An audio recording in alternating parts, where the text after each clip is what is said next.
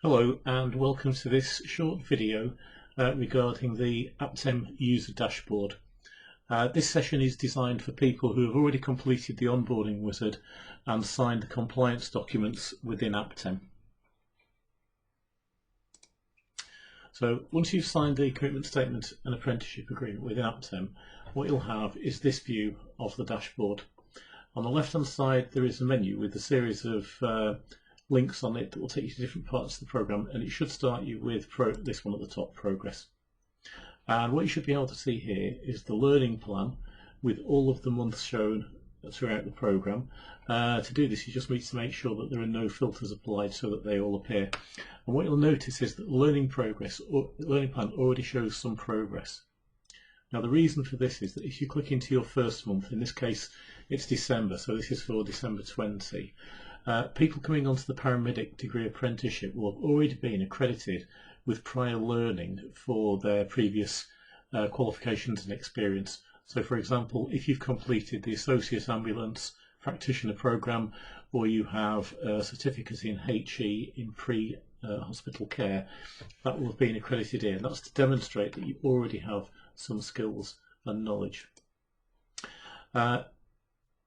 You'll be able to scroll down and see all of the activities in there just by expanding each one, and you'll also notice there are things in there like completing work, the tripartite review workbook. I will come on to that in a little while.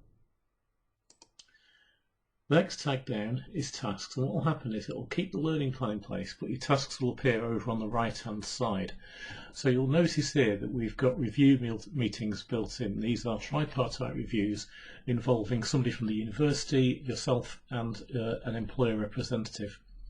Now the dates that are built in here are notional. They're based on the number of weeks on programme, and what you should expect is a first review within 4 weeks of starting, a further 2 in the first year and a further 2 in the second year. So again, these dates are automatically generated by the system based on the number of weeks we anticipate them taking place at. It doesn't necessarily mean to say that they're going to take place on that specific date.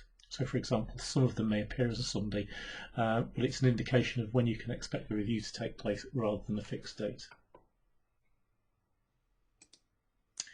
The next button down is messages. Again, it will retain the learning plan view here, and you'll see that I've got a couple of messages here. The first one relates to the commitment statement and the apprenticeship agreement that you've already signed. So those messages will appear there. You can go back to see what the overarching messages are by clicking the back button. I'll just show you that again. Click to open what the messages are and then go back. And here we can see that there's a message being sent to your manager asking them to also sign the compliance documents. Next button on the left is documents. So here you've got a number of views.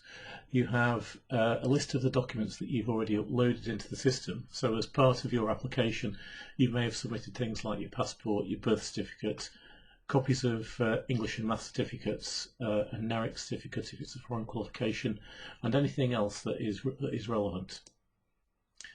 You'll also see a copy of your skills radar report if it's been produced in a PDF format, and at the minute this one hasn't, so there's no document there. And copies of the compliance documents. So this is the commitment statement and the apprenticeship agreement that you've signed, so you can access the documents through here. The onboarding button actually takes you back to this screen, which is the first part of signing the compliance documents. The only time that you'll need to do this again is if there's any significant change to your program, which requires us to issue a new commitment statement. So for example, if some of the modules change, you would expect that to be reflected in the learning plan, and we need to issue a new commitment statement, but you will get a message about that if it happens. Then the final button here is the skills radar report. The skills radar report is what you completed when you first completed the onboarding wizard, showing your level of competence against each of the skills, knowledge and behaviours in the standard.